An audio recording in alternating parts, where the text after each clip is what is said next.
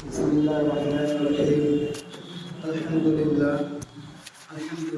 وحده والصلاة والسلام على من لا نبي بعده. وقال النبي صلى الله عليه وسلم: ما كان فيه صلاة يسر الله حتفه وأدخله جنته، أو كما قال النبي صلی اللہ علیہ وسلم. عزیز ساتھیوں اور دوستوں، اولاً تو ہم سب مشکور و ممنون ہیں اللہ رب العزت کے کہ رب کریم نے ہم سب کو جمعے کی نماز میں آنے کی توفیق عطا فرمائی. عزیز ساتھیوں اور دوستوں، یہ ہم سب کا ایمان ہے، عقیدہ ہے کہ اللہ رب العزت نے ہم سب کو دنیا کے اندر بھیجا ہے اور پھر ہمیں جن مراحل سے گزرنا ہے اور جو ہمارا ٹھکانہ ہے وہ آخرت ہے. یہ ہم سب کا ایمان ہے کہ اللہ نے جنت کو بھی بنایا، اللہ رب العزت نے دوزخ کو بھی بنایا، اور جس راستے سے انسان کو گزرنا ہے، جن منازل کو طے کرنا ہے، ان میں سے ایک منزل انسان کو موت کی تکلیف بھی ہوا کرتی، اور پھر اس کے بعد وہ بندہ قبر کے اندر جاتا ہے وہاں کی دشواریوں کو برداشت کرتے ہوئے، اور پھر جب آخرت میں پہنچے گا، حساب و کتاب ہوگا، تو پھر اس کے لیے دو میں سے ایک فیصلہ ہو سکتا ہے، یا کہ اللہ رب العزت اس کے لیے جنت میں ٹھکانہ بنائیں گے، اور یا اگر اعمال اس کے صحیح نہیں ہے تو ممکن ہے کہ اللہ رب العزت اس کا ٹھکانہ جہنم میں بنا دے. نبی کریم صلی اللہ علیہ وسلم نے ارشاد فرمایا کہ جو شخص 3 کام کر لے، دنیا کے اندر 3 کام جو شخص کر لے تو اللہ رب العزت سب سے پہلا جو اسے انعام دیں گے، اللہ تعالیٰ اس کی موت کو آسان فرما دیں گے، اور دوسرا انعام اسے یہ ملے گا کہ اللہ رب العزت اسے جنت میں داخل فرما دیں گے اور اس کا حساب و کتاب آسان فرما دیں گے. اب ظاہر ہے کہ دنیا کے اندر وہ 3 ایسے کون سے کام ہیں جس کو کرنے سے ہم سب کو یہ انعامات ملیں گے اور اس طرح کا ہمیں اور آپ کو بدلہ ملے گا، جس کے بارے میں نبی کریم صلی اللہ علیہ وسلم کا ارشاد گرامی ہے کہ جب انسان کی موت کا وقت آتا ہے تو اسے اتنی شدت سے پیاس لگتی ہے کہ اگر سمندر نچوڑ کر دے دیے جائیں تو وہ تمنا کرے گا کہ کاش کی اور زیادہ پانی دیا جائے، جس کے بارے میں نبی کریم صلی اللہ علیہ وسلم کا ارشاد گرامی ہے کہ موت کی سختی اتنی زیادہ ہے جیسے کہ ایک زندہ بکری کی کھال کو نکالا جا رہا ہو. یہاں تک کہ صحابہ نے فرمایا، ایک صحابی ہے وہ فرماتے ہیں کہ وہ ہمیشہ اپنے والد محترم سے درخواست کیا کرتے تھے کہ ابا جان موت کے وقت تکلیف کتنا ہوا کرتی. وہ صحابی ہیں، فرماتے ہیں کہ کوئی مجھے ایسا ملتا کہ جس سے میں معلوم کرتا کہ موت کے وقت درد کتنا ہوتا ہے، تکلیف کتنی ہوتی. اور پھر جب انہی کا انتقال کا وقت آیا تو ان کے صاحبزادے حاضر ہوئے کہ ابو جان آپ تو ہمیشہ کہا کرتے تھے کہ کوئی مجھے ایسا ملے میں جس سے پوچھوں کہ موت کے وقت تکلیف کیسی ہوتی ہے. ابا جان آج آپ پر موت کا وقت آ گیا ہے، آپ مجھے بتا دیں کہ موت کے وقت کیسی تکلیف ہوتی. تو والد محترم نے فرمایا کہ بیٹا مجھے ایسا محسوس ہو رہا ہے کہ جیسے رضوا نامی پہاڑ میرے گلے کے اوپر رکھ دیا گیا ہو. مجھے وہ درد محسوس ہوتی ہے کہ گویا کہ ایک دھاگا جو کانٹے ڈال ٹہنی میں پھنسا دیا گیا ہو پھر اس کو کھینچا جا رہا ہو. اتنی زیادہ موت کی سختی ہوتی ہے، موت کی شدت ہوتی.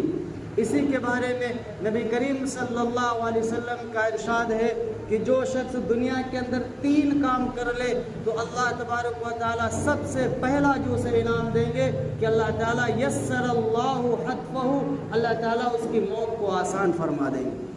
سب سے پہلا جو کام کر لے، حضور اکرم صلی اللہ علیہ وسلم نے ان 3 کاموں میں سے سب سے پہلے کام کی طرف رہنمائی فرمائی کہ اگر چاہتے ہو کہ تمہاری موت آسان ہو جائے، اگر چاہتے ہو کہ پانی نصیب ہو جائے اور بہترین طریقے سے روح پرواز کرے، اگر چاہتے ہو کہ ٹھکانہ جنت میں بن جائے اور حساب اور کتاب آسان ہو جائے، تو نماز، روزہ، حج، زکوٰۃ کے ساتھ ساتھ 3 اور کام کر لو۔ اللہ کے نبی کا وعدہ ہے، حضور کا ارشاد ہے کہ اللہ تعالیٰ آپ کی موت کو آسان فرما دیں گے۔ ان میں سے سب سے پہلا کام یہ ہے رفقم بالضعیف، کہ ہمیشہ کمزوروں کے ساتھ، ہمیشہ غریبوں کے ساتھ اچھا سلوک کیا کرو۔ اللہ کے رسول صلی اللہ علیہ وسلم نے فرمایا کہ غریبوں کے ساتھ ہمیشہ مسکرا کر کے ملا کرو، کسی بھی بے سہارا کو، لاچار کو کبھی اپنے سے دور نہ کرو، کبھی اس کو دھتکارو نہ۔ ہمیشہ یاد رکھنا کہ آج اگر اللہ نے آپ کو امیر بنایا ہے تو جس اللہ نے آپ کو امیر بنایا ہے اسی اللہ نے دوسرے کو غریب بھی بنایا۔ آپ اپنے دم پر امیر نہیں ہوا کرتے، اپنے دم پر آپ مالدار نہیں ہوا کرتے۔ یاد رکھنا یہ مذہب اسلام اخلاق کی بنیاد پر پھیلا ہے۔ یہ ہماری ذہنوں میں یہ بات ہونی چاہیے کہ مذہب اسلام اخلاق کی بنیاد پر پھیلا ہے۔ حضور اکرم صلی اللہ علیہ وسلم نے ارشاد فرمایا، جو بندہ اپنے سے کمزور کے ساتھ اچھا سلوک کرتا ہے اور اس کے ساتھ محبت سے پیش آتا ہے، اس کے ساتھ بھلائی کا معاملہ کیا کرتا ہے، تکبر نہیں اختیار کرتا، گھمنڈ نہیں اختیار کرتا، بلکہ اپنوں کی طرح غریبوں کے ساتھ بھی سلوک کیا کرتا ہے، تو حضور کا ارشاد ہے یسر اللہ لہ حتفہ، کہ اللہ تبارک و تعالیٰ اس کی موت کو آسان فرما دے گی۔ جو بندہ کمزوروں کے ساتھ اچھا سلوک کرتا ہے، لیکن آج ہمارے معاشرے کا حال یہ ہے کہ اگر کسی کو اللہ نے دولت سے نواز دیا، شہرت سے نواز دیا، تو نتیجہ یہ ہوتا ہے کہ جب اس کے گھروں پر شادیوں کا نمبر آتا ہے یا کسی بھی فرحت و مسرت کی بات کا وقت آتا ہے، تو ہمیشہ ایک سچا مسلمان، ایمان والا، اگر اس کے رشتہ دار غریب ہوا کرتے ہیں، کوئی اگر اس کے جان والا، پہچان والا اگر کوئی کمزور ہوا کرتا ہے، تو اکثر مالدار کی ادا یہ ہوا کرتی ہے کہ بھائی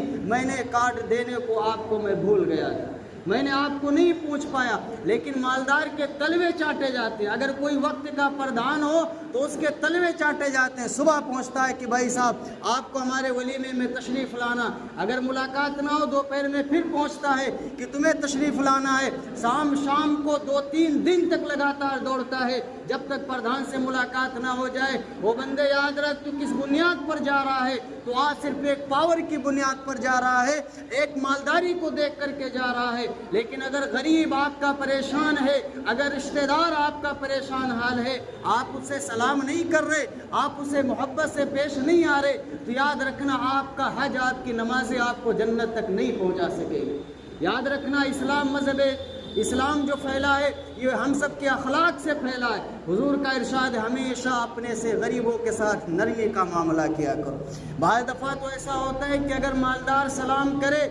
اگر کوئی پیسے والا اگر سلام کرے تو ہم مسکرا کر جواب دیتے کہ صاحب خیریت ہے، کہاں تھے، ملاقات نہیں ہوتی، اتنی محبت سے پیش آتے۔ لیکن اگر کوئی کسان آدمی، اللہ نے جس کو دولت نہیں دی ہے، اگر وہ سلام کرتا ہے تو بعض دفعہ تو اکثر تو جواب ہی نہیں دیتے، اگر جواب دیتے بھی ہیں تو اتنی خاموشی کے ساتھ، گویا کہ ایسا محسوس ہوتا ہے کہ ان پر بہت گرا گزر رہا۔ یقین مانو اللہ سب دیکھتا ہے۔ حضور کا ارشاد ہے کہ غریبوں کے ساتھ اچھا سلوک کرو، اللہ تمہاری موت کو آسان کر دے۔ ہم اگر چاہتے ہیں کہ ہماری موت آسان ہو جائے، موت کے وقت ہم شدت سے بچ جائیں، ہم تکلیف سے بچ جائیں، تو ہمیشہ اپنے سے غریب کے ساتھ اچھا سلوک کیا کرو۔ سلوک کا یہی مطلب نہیں کہ آپ سب کچھ اسے دے دیں، نہیں، اگر اللہ نے آپ کو دینے کے لائق بنایا ہے، آپ صدقہ خیرات کریں، ہر طرح کا تعاون کریں، اور اس کے ساتھ ساتھ اگر آپ دینے والے نہیں ہیں تو کم از کم آپ مسکرا کر کے اس سے بات تو کر سکتے ہیں، آپ خندہ پیشانی سے اس سے مل تو سکتے ہیں۔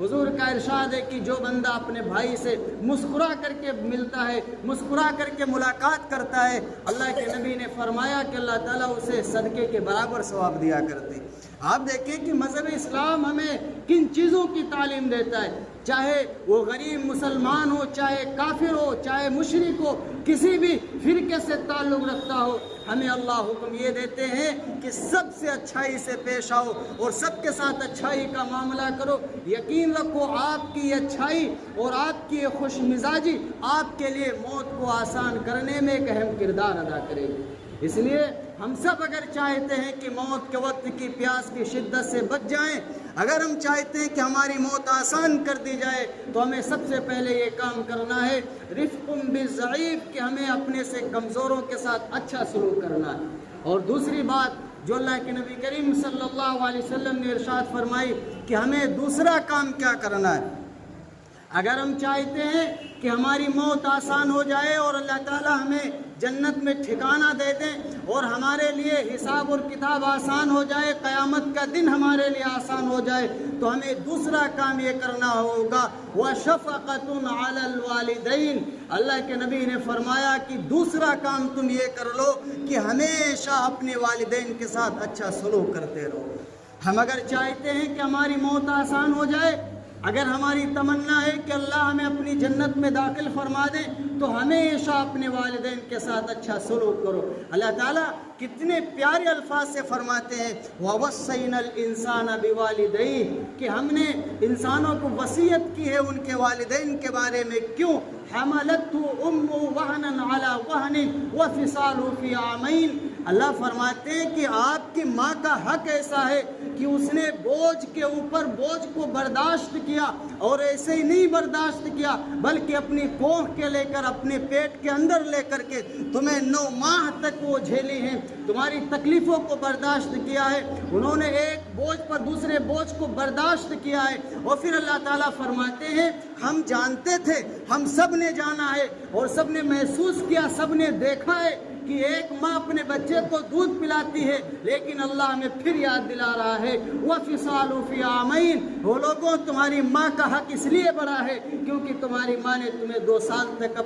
اپنی چھاتی کا دودھ پلایا۔ اللہ تعالیٰ ہمیں یاد دلا رہے ہیں کہ دیکھو تمہاری ماں نے کتنا دکھ برداشت کیا ہے، کتنی تکلیفیں برداشت کی ہیں۔ اسی لیے روایات میں آتا ہے اگر کوئی بچہ ساری زندگی اپنی ماں کی خدمت میں گزار دے، اگر وہ اپنے پیٹھ کے اوپر بیٹھا کر کے وہ بیت اللہ کے حج کرا دے، لیکن پھر بھی اپنی ماں کا وہ حق نہیں ادا کر سکتا جو پیدائش کے وقت ماں کے دل سے آہ نکلی تھی، اور درد کے مارے ماں سے جو آہ نکلی تھی اس آہ کا حق بھی ایک بیٹا نہیں ادا کر سکتا۔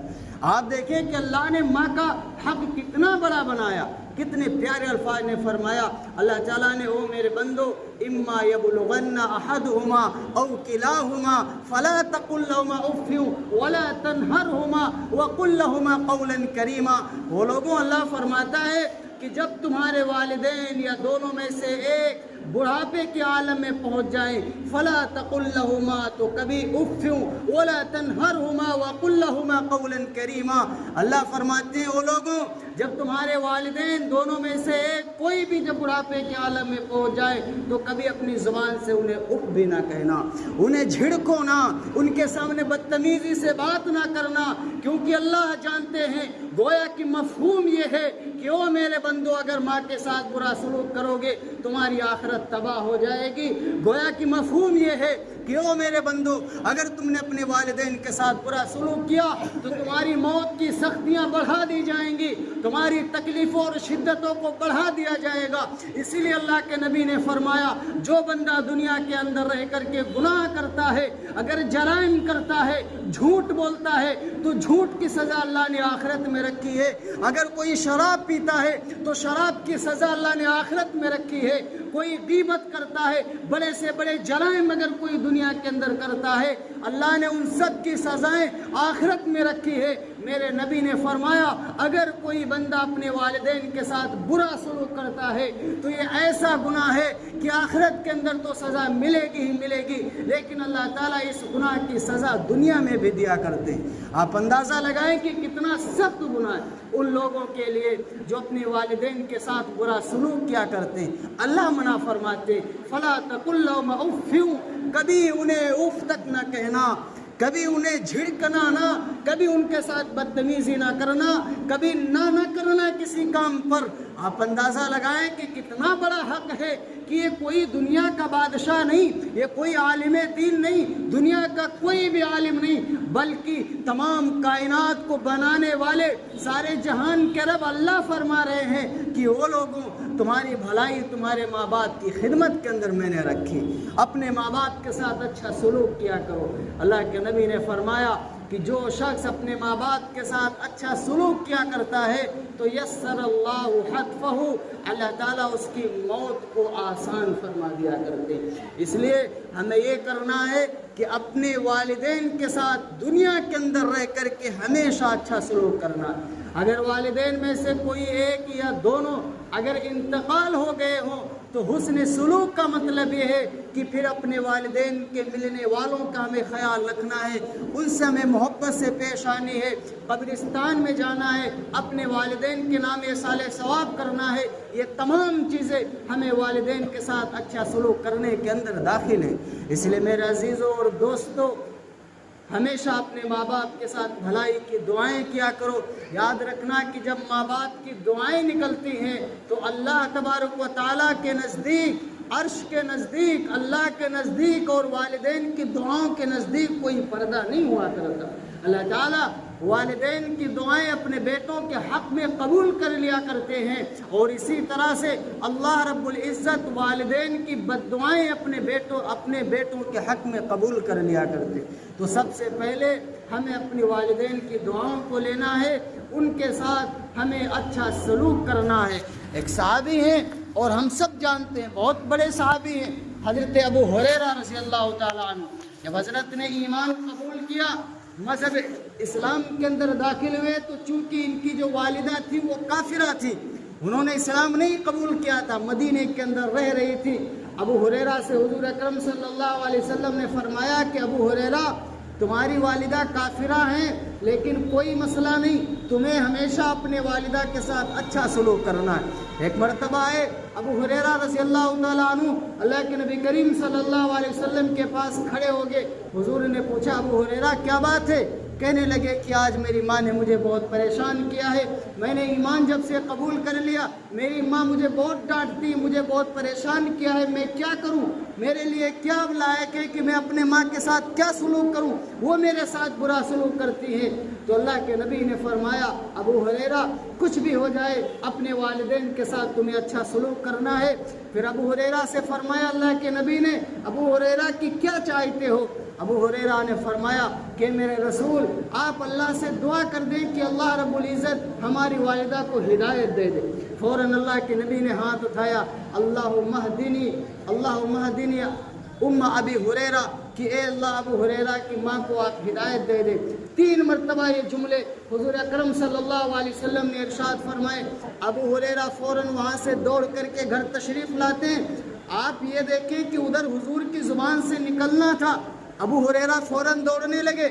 ایک بات یہاں پر اور معلوم ہوتی ہے، کیونکہ ابو ہریرہ کا یہ ایمان تھا، یہ عقیدہ تھا کہ جو دعا اللہ کے نبی کی زبان سے نکل جائے اللہ اسے فوراً قبول کر لیتے ہیں۔ ادھر اللہ کے نبی کی زبان سے نکلنا تھا، ابو ہریرہ دوڑ پڑے اپنی ماں کے پاس اور دیکھتے ہیں کہ غسل کی پانی کی آوازیں آ رہی تھی۔ فوراً دروازہ کھٹکھٹایا، امی جان دروازہ کھولیے۔ امی نے فرمایا کہ ابھی تھوڑا رک جائیے، میں ابھی کھول رہی ہوں۔ پھر اس کے بعد میں دروازہ کھولا، جیسے ابو ہریرہ کی نظر پڑتی ہے ابو ہریرہ کی والدہ محترمہ فوراً کلمہ پڑھنے لگی، اشہد ان لا الہ الا اللہ واشہد ان محمدا عبدہ ورسولہ۔ کہنے کا مطلب یہ تھا کہ ابو ہریرہ کی ماں فوراً مسلمان ہو گئی۔ گویا کہ یہ مقصد یہ تھا، اگر ابو ہریرہ اپنے ماں کے ساتھ برا سلوک کرتے، ان کو اپنے گھر سے نکال دیتے، تو ان کی ماں کو اسلام کی دعوت کہاں سے مل سکتی تھی، اسلام کی توفیق کہاں سے مل سکتی تھی؟ اس لیے اسلام اخلاق کی بنیاد پر پھیلا ہے۔ ہمیشہ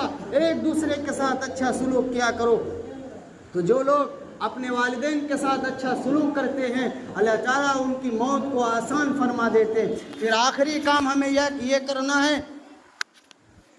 وَرِفْقٌ إِلَى الْمَمْلُوكِ، کہ ہمیں اچھا سلوک کرنا ہے اپنے نوکروں کے ساتھ۔ میں نے 3 کام بتائے تھے جس کی وجہ سے اللہ آپ کی موت کو آسان فرما دیں گے اور آپ کو جنت میں ٹھکانہ دیں گے۔ ان میں تیسرا کام یہ کرنا ہے کہ اپنے وزیروں کے ساتھ، اپنے نوکروں کے ساتھ ہمیں اچھا سلوک کرنا ہے۔ وہ لوگ جو اپنے نوکروں کے ساتھ اچھا سلوک کرتے ہیں، کبھی ایسا ہوتا ہے اللہ نے آپ کو اس عہدے پر فائز کیا ہے کہ دو مزدور آپ کے کھیت کے اندر کام کر رہے ہیں، اگر انہوں نے آرام کر لیا یا انہوں نے کام نہیں کیا، جو کام آپ نے دیا تھا اس نے مکمل کام نہیں کیا، لیکن پھر بھی آپ اچھا سلوک کر رہے ہیں، ان کو آپ پوری تنخواہ دے رہے ہیں، جس طرح سے 200 400 جو بھی مزدوری ان کی بنتی ہو، انہوں نے تھوڑا کام چھوڑ دیا لیکن اس کی وجہ سے آپ نے پیسے نہیں کاٹے، اچھا سلوک کیا، ان کو آپ نے پورے پیسے دے دیے، تو یاد رکھنا آپ دنیا کے اندر اپنے نوکروں کے ساتھ اچھا سلوک کرتے ہو، عرش پر بیٹھا ہوا اللہ دیکھ رہا ہوتا ہے۔ اللہ کے نبی نے فرمایا جو بندہ اپنے نوکروں کے ساتھ ایسا سلوک کرتا ہے، اچھا سلوک کرتا ہے، تو اللہ تعالیٰ اس کی موت کو آسان فرما دیا کرتے۔ ہمیشہ اپنے سے نوکروں کو کبھی گالیاں نہ دیا کرو، اچھائی سے پیش آؤ، محبت کا نذرانہ پیش کرو، یقین مانو ہمیشہ وہ نوکر آپ کے احسانوں تلے دبا رہے گا۔ اس لیے ہمیں اچھا مزاج بنا کر کے رہنا ہے، ہمیں اچھائی کا اخلاق پیش کرنا ہے، یہ تمام چیزیں ہم سب کے لیے آخرت میں ہم سب کے لیے ثواب کا ذریعہ اور نجات کا سبب بن سکتی۔ اس لیے میرا عزیز اور دوستو، ہم سب کو چاہیے کہ ان تمام باتوں پر ہم مکمل کوشش کریں کہ عمل پیرا ہوں، اور اللہ کی ذات سے امید اور دعا کرتا ہوں کہ اللہ تبارک و تعالی ان تمام باتوں پر ہم سب کو عمل کی توفیق عطا فرمائے۔ وآخر دعوانا ان الحمد للہ رب العالمین برحمتک یا ارحم الراحمین۔